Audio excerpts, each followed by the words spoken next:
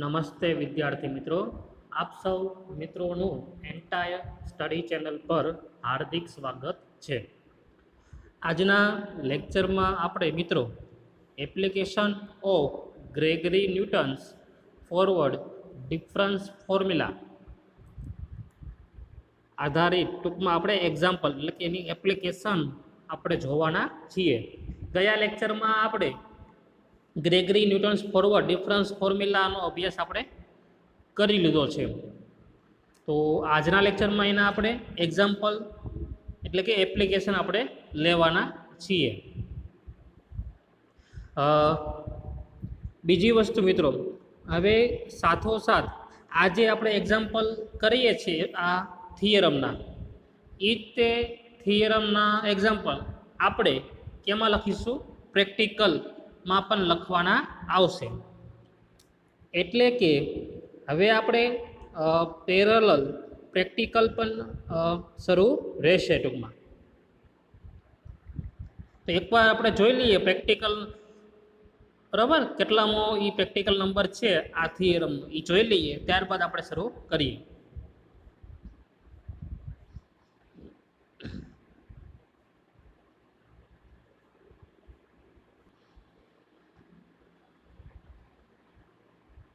તો આપણે જેમ અગાઉ વાત કરી છે એમ કે ભાઈ આપણે બે થિયરીના પેપર આવશે અને એક પ્રેક્ટિકલનો પેપર આવશે.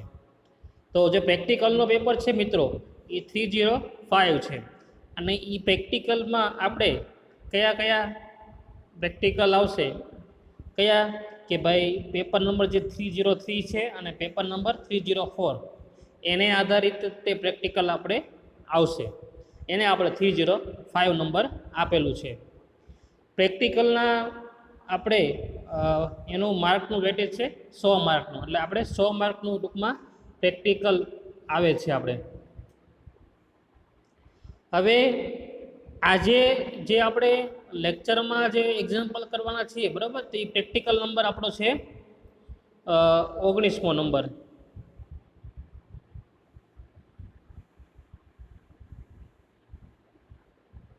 તો પ્રેક્ટિકલ નંબર જે છે આપણો 19 શું છે? Application of Gregory Newton's forward difference formula.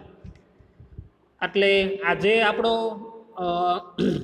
કહીએ તો જે થિયરમ આપણે જોયો forward difference Gregory Newton's forward difference ફોર્મ્યુલાનો, એના એક્ઝામ્પલ થઈ જશે, બરાબર. એક્ઝામ્પલ આપણે થિયરી માટે પણ ઉપયોગી છે અને પ્રેક્ટિકલ માટે પણ ઉપયોગી છે, બંનેમાં કોમન આવશે ટૂંકમાં.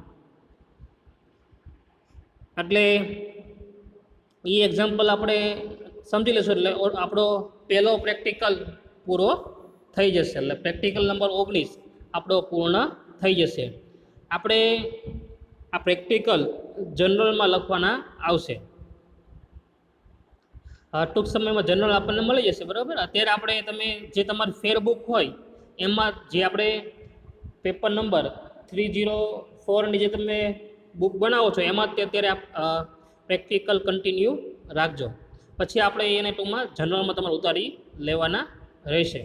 કારણ કે આ જે એક્ઝામ્પલ છે મિત્રો એ થિયરી માટે પણ ઉપયોગી છે અને પ્રેક્ટિકલ માટે પણ ઉપયોગી છે, એટલા માટે બંને માટે આપણે એ કરવા પડશે.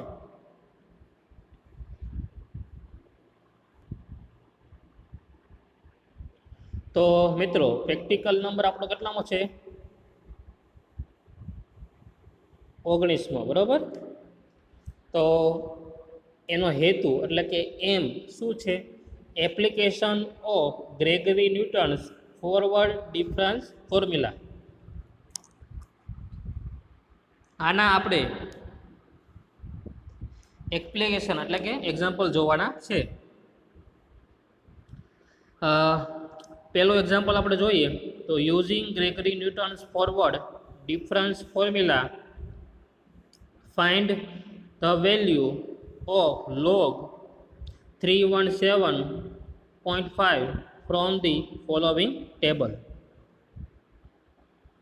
ટેબલમાં વેલ્યુ આપણને આપેલી છે, આ એક્સની આપણને અલગ અલગ આપેલી છે, બરાબર. એવી રીતે વાયની પણ અલગ અલગ વેલ્યુ આપણને આપેલી છે. હવે આપણને શું ફાઇન્ડ કરવાનું કીધું છે?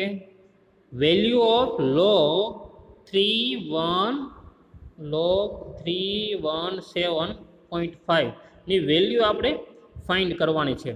અને કઈ ફોર્મ્યુલાની મદદથી? ગ્રેગરી ન્યૂટન્સ ફોરવર્ડ ફોર્મ્યુલાની મદદથી.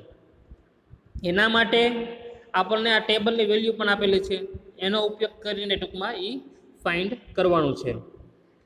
હવે એક્ઝામ્પલ શરૂ કરતા પહેલાં મિત્રો, હવે આપણે ખાસ આ બધા હવે પ્રેક્ટિકલમાં આપણે સાયન્ટિફિક કેલ્ક્યુલેટર જરૂરી રહેશે. એટલે સાયન્ટિફિક કેલ્ક્યુલેટર હવે જોડે રાખવું પડશે તમારે. હવે log 317.5 છે મિત્રો, એની તમે ડાયરેક્ટ કેલ્ક્યુલેટરમાં પણ કેલ્ક્યુલેશન કરશો તો તમને એનો આન્સર મળી શકે, ડાયરેક્ટ એનો આન્સર તમને મળી જશે. પરંતુ અહીંયા તો આપણે શું કરવાનું છે મિત્રો?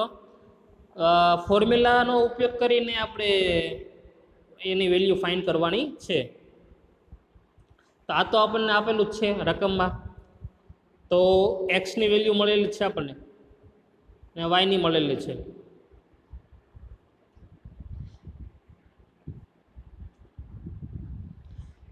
પેલો એક્ઝામ્પલ છે મિત્રો, એટલે શાંતિ પહેલાં સમજી લેજો, બરાબર?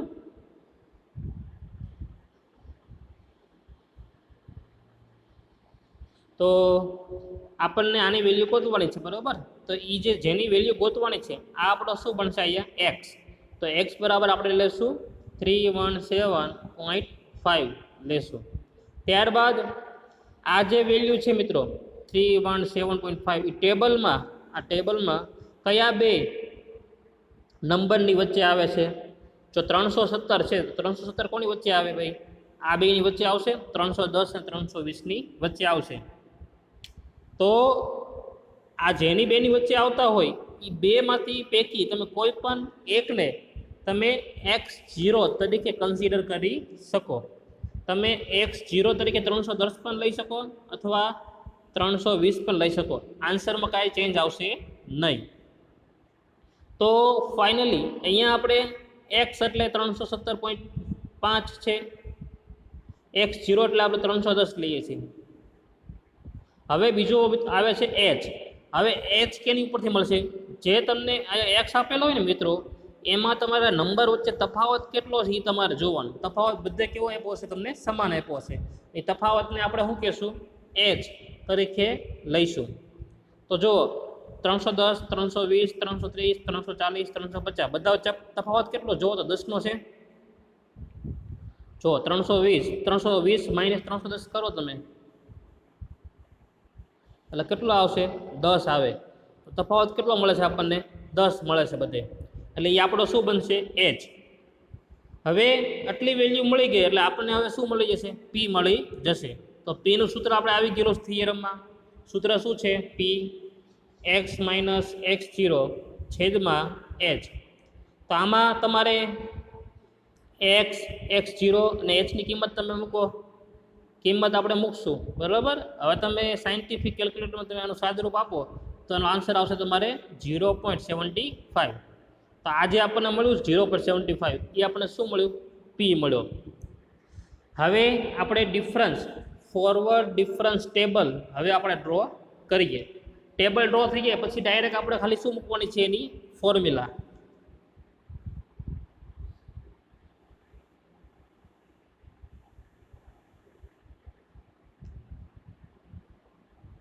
તો એક્સની વેલ્યુ છે એ આપણો પહેલો કોલમ બનશે, વાયની વેલ્યુ જે છે એ સેકન્ડ કોલમ બનશે. એ બેથી તમારે વેલ્યુ લખી દેવાની. જેટલી વેલ્યુ છે ને એક્સની એ તમારે બેથી લખી દેવાની છે. એવી રીતે વાયની જે છે એ પણ તમારે બેથી લખી દેવાની છે. જેમ આપણે અગાઉ ફોરવર્ડ ડિફરન્સ ટેબલમાં કરતા એમ જ ત્યાં કરવાનું છે.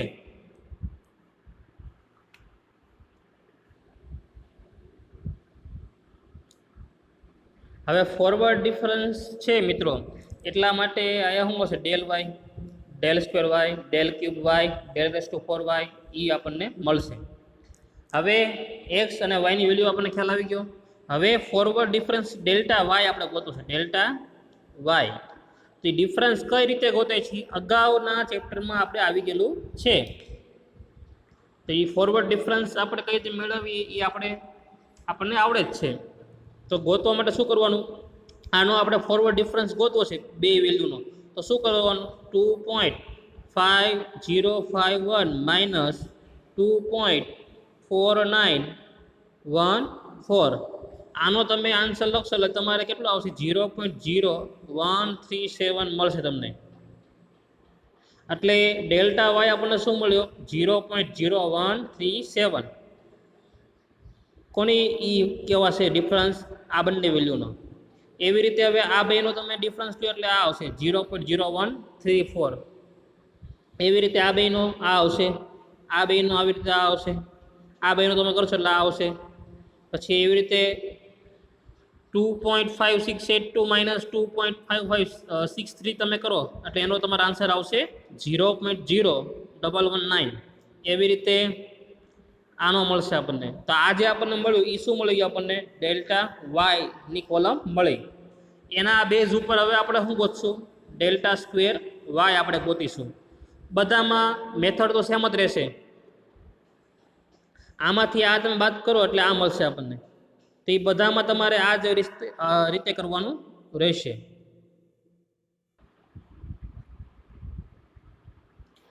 એટલે મિત્રો ડેલ વાય ઉપરથી આપણને ડેલ સ્ક્વેર વાય મળે છે આપણને. એટલે કે આનો જે છે 0.0134નો માઇનસ તમે 0.0137 કરો એટલે આપણને મળશે માઇનસ 0.0003.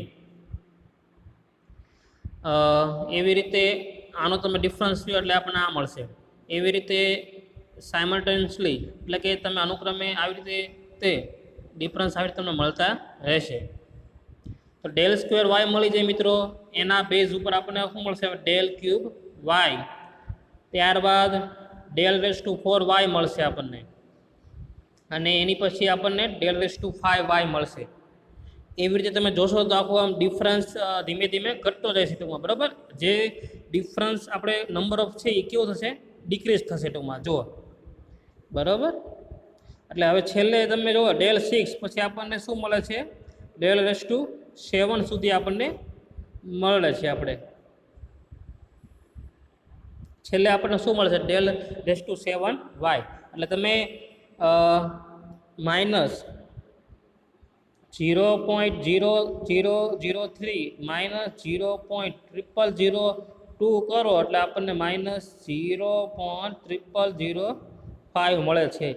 એ જે આપણને વેલ્યુ મળે છે કોની મળે છે, ડેલ રેસ ટુ 7y. હવે કેટલા ડેલ્ટા આપણને મળે છે એ આપણને ટેબલ ઉપરથી ખ્યાલ આવી જાય મિત્રો. તમે જોઈ શકો આ કેટલા છે ટેબલમાં આપણને વેલ્યુ આપેલી છે, 1 2 3 4 5 6 7 અને 8. તો આપણને 8 વેલ્યુ આપેલી છે, બરાબર. 1 2 3 4 5 6 7 8. તો એની કરતાં એક ઓછો ડેલ્ટા આપણને મળતો હોય છે. 8 હોય તો કેટલા સુધી મળે આપણને, 7. 9 હોય તો આપણને 8 સુધી મળશે ટેબલમાં. પછી 6 હોય તો 5 સુધી ડિફરન્સ મળશે ટેબલમાં આપણને. હવે મિત્રો પી મળી ગયો આપણને, ફોરવર્ડ ડિફરન્સ ટેબલ પણ આપણે મેળવી લીધું. હવે આપણે શું કરવાનું છે, ગ્રેગરી ન્યૂટન્સની જે ફોર્મ્યુલા છે તે આપણે લઈશું. આપણે એ ફોર્મ્યુલામાં કેટલા ડેલ્ટા સુધી આપણે પદ લખવાના છે, ડેલ્ટા રેસ ટુ 7 સુધી આપણે ફોર્મ્યુલામાં પદ લખીશું.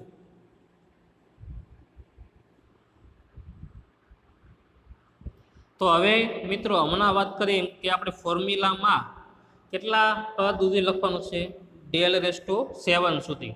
હવે ફોર્મ્યુલા આપણને આવડવી જોઈએ. ગયા લેક્ચરમાં એનું આપણે ફોર્મ્યુલા તે આપણે પ્રૂવ કરી હતી, બરાબર. એટલે ફોર્મ્યુલા આપણને પાકી કરી લેવાની રહેશે. તો yp equal to y0 formula શું છે તે પહેલાં સમજી લઈએ આપણે, પછી આગળ વધીએ.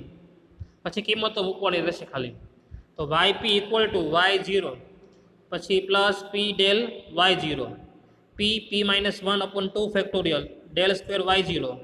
હવે p માઇનસ 1 આવી ગયું પછી શું આવશે, p માઇનસ 1 પછી p માઇનસ 2 આવશે. બાકીના પદ તો બધા આવવાના જ છે, એ તો લખવાના જ તે આપણે. હવે 2 ફેક્ટોરિયલ પછી શું આવે, 3 ફેક્ટોરિયલ. ટૂંકમાં અહીંયા જો છેદમાં 2 છે એટલે બધે અહીંયા કેટલા આવે 2 આવે, પી કેટલા આવે 2 વખત આવે, બરાબર. તે ક્રમ તમને યાદ ટૂંકમાં લોજિકલી રીતે પણ તમે યાદ રાખી શકો આવી રીતે. પછી તમે જોઈ શકો પી P minus 1 P minus 2 upon 3 factorial, તો અહીંયા કેટલા આવશે ડેલ ક્યુબ બાય 0. તો એવી રીતે ખાલી માઇનસ જ એડ કરવાના છે, પી પી માઇનસ 1 પી માઇનસ 2 પછી પી માઇનસ 3 પી માઇનસ 4 પી માઇનસ 5 એવી રીતે. તો અહીંયા કેટલા પી આવી ગયા 1 2 3 એટલે 3 ફેક્ટોરિયલ, અહીંયા પણ 3 આવશે. એવી રીતે આગળ જુઓ તો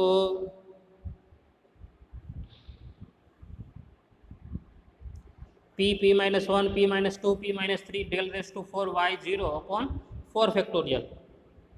ખ્યાલ આવી ગયો? હવે તમે ઓટોમેટિક લોજિકલી તમે વિચારી શકો.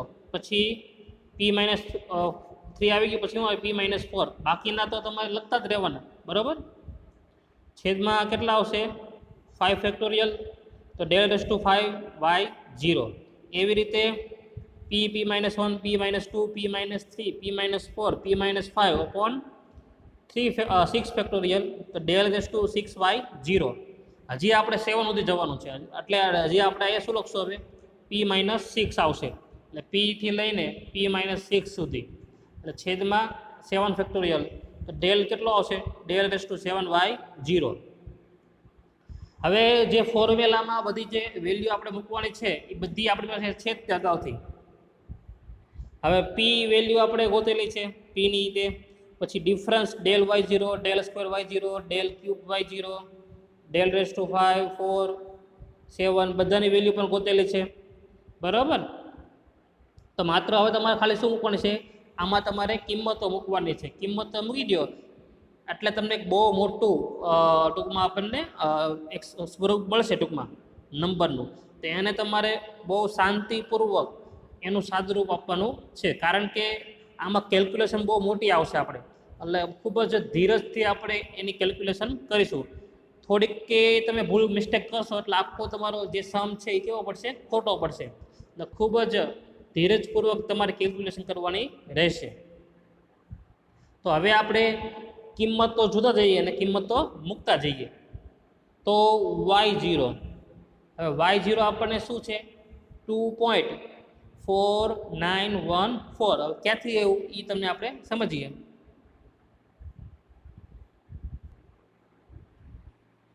તો મિત્રો હવે આ ફોરવર્ડ ડિફરન્સ છે, બરાબર. શું છે ગ્રેગરી ન્યૂટન ફોરવર્ડ.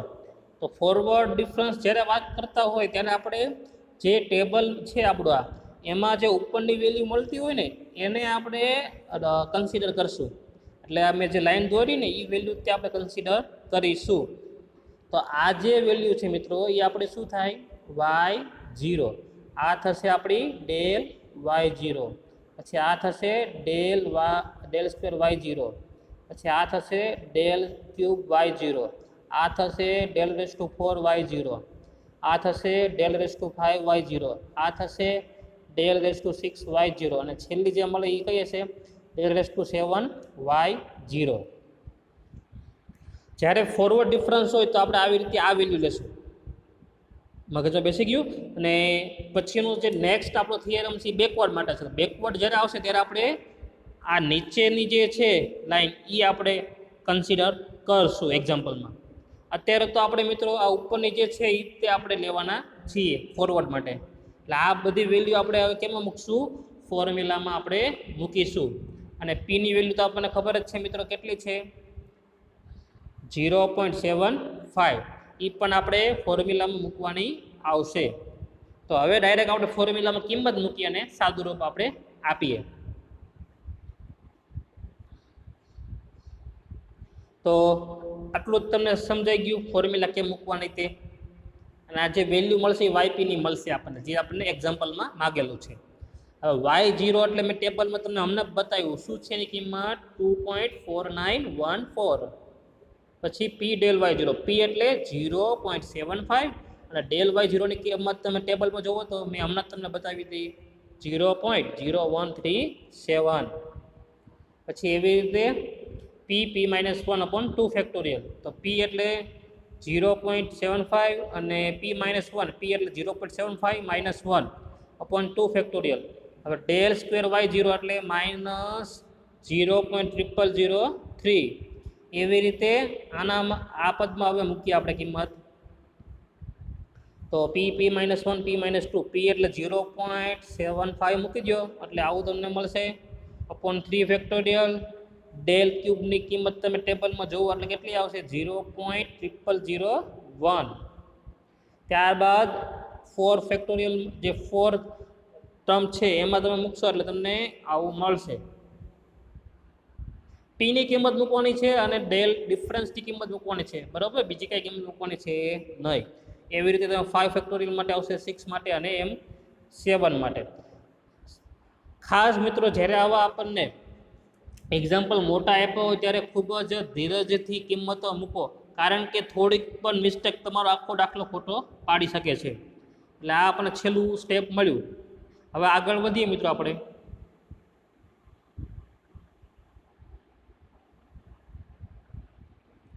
તો હવે કિંમતો મૂકી દીધી એટલે આપણને આ બધી વેલ્યુ મળી ગઈ.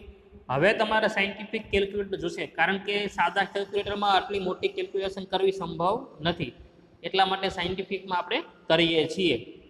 તો પહેલો સ્ટેપ એમનો રાખો, આ બેનો તમે ગુણાકાર કરો એટલે કંઈક આન્સર મળશે આપણને. હવે ગણતરી તમે કઈ રીતે કરો છો મિત્રો? ડાયરેક્ટ હવે જુઓ શું કહું છું તમને, ડાયરેક્ટ તમે આ સ્ટેપ લખો છો ને મિત્રો, એની ઉપરથી ડાયરેક્ટ તમે આન્સર લખી દો ને તો પણ તમારો આન્સર સાચો કહેવાશે. પણ પ્રયત્ન એવો કરવાનો કે આપણે હજી 1-2 સ્ટેપ લખીએ, બરાબર, કારણ કે કેલ્ક્યુલેશન સાયન્ટિફિક કેલ્ક્યુલેટરમાં પણ આટલી મોટી થઈ શકે નહીં કેલ્ક્યુલેશન, એટલા માટે આપણે ભાગ પાડવા પડે એમાં. તો હવે કેલ્ક્યુલેશન તમે કેવી રીતે કરો છો એ તમારી ઉપર આધાર છે. ટૂંકમાં તમને જે ઇઝી પડે એ તમે આમાં મેથડ અપનાવી શકો.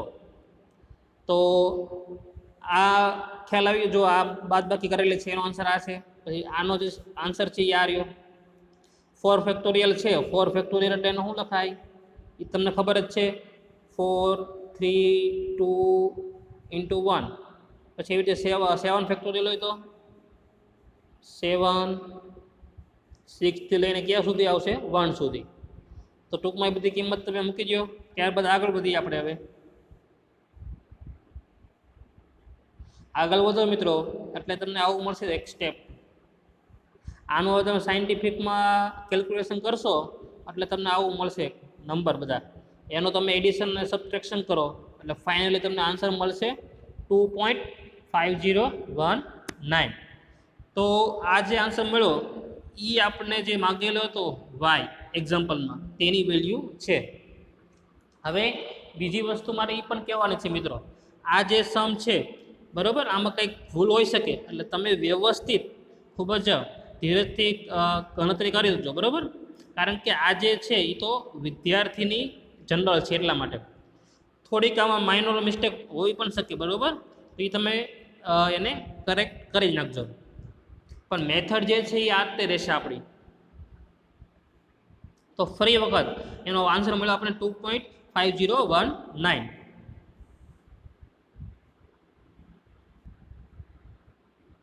તો એ ફાઇનલી જે આપણે કીધું find the value of log 317.5, તો એ જે આન્સર આવ્યો હતો આપણે YP એ આપણો એ લખવાનો રહેશે, બરાબર. 2.50 આપણે આવ્યો હતો, બરાબર. તે અને બીજી વસ્તુ આન્સર આપણો કોની વચ્ચે આવશે એ તમને આ ટેબલ ઉપરથી ખ્યાલ આવી જાય. હવે જો વેલ્યુ કોની છે 317.5 થી કોની બે વચ્ચે આવે છે? આ બેની વચ્ચે આવે છે x, બરાબર. તો વાયનો જે આન્સર આવશે એ પણ એનો જવાબ કોની વચ્ચે આવશે? આની વચ્ચે આવવો જોઈએ. તો આપણો આન્સર કંઈક આવ્યો તો 2.50. આપણો આન્સર જે આવ્યો તો મિત્રો એ YP એ શું 2.5017 આવ્યો હતો. તો એ તમે જો આ બેની વચ્ચે જ છે એટલે આપણો આન્સર સાચો. એટલે આપણો આન્સર સાચો છે ખોટો ખબર કેમ પડશે? એ જે આપણે વેલ્યુ જેની વચ્ચે હોય નંબર એ જોઈ લેવાનો, એની વચ્ચે આવે છે આપણો આન્સર, તો આપણો આન્સર સાચો. હવે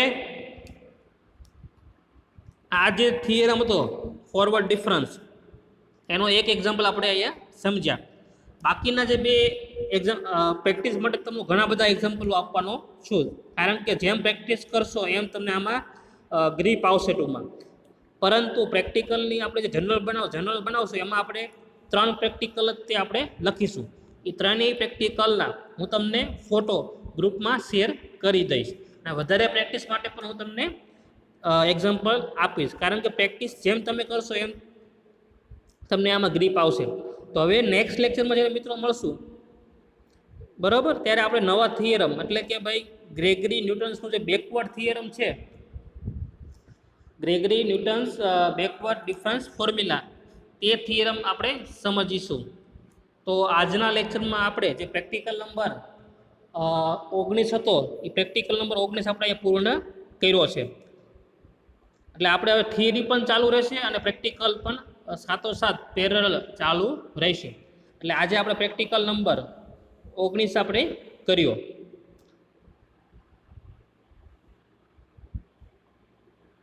હવે નેક્સ્ટ લેક્ચરમાં આપણે નવા થિયરમ સાથે હવે મળીશું.